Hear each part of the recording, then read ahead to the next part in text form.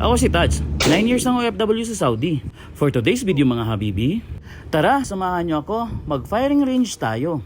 So ayun nga mga kahabibi, for today's ganap, andito tayo magpa-firing range sa pribadong lugar kung saan tuturuan tayo ni Sir Badon at ng mga kasama niya paano na magbaril habibi.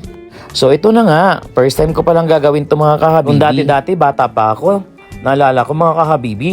Nung bata pa ako, namumulot lang ako ng mga bulit ng baril mga kahabibi. Pero ngayon, Diyos ko day, ako na talaga ang gagamit ng baril. Ayun na nga mga kahabibi, inaayos na at tinuturuan tayo paano gamitin ang baril. At may konting orientation bago natin ito gamitin. Especially mga kahabibi kung paano ang proper handling ng baril. Kasi importante din to malaman mo kung paano siya gamitin mga kahabibi. Hindi lang basta-basta tira ka ng tira.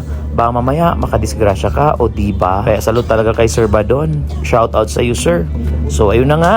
Unang tira. Not bad mga kahabibi. Akala ko di ako marunong. Pero sa pool. Kaya mga kahabibi, sana kayo din experience nyo kung paano mag-firing range. Nakatakot lang siya sa una pero masasanay ka din kung magtagal. Kung napapanood mo tong video na to mga kahabibi, i-comment mo dyan kung nasaan kang bansa ngayon o nasaan kang lugar. Para malalaman ko kung saan umabot itong video natin mga kahabibi. Huwag kalimutang i-follow ang ating page, like, and comment down below at i-share na din natin ang video mga kahabibi. Masalam! Ingat palagi!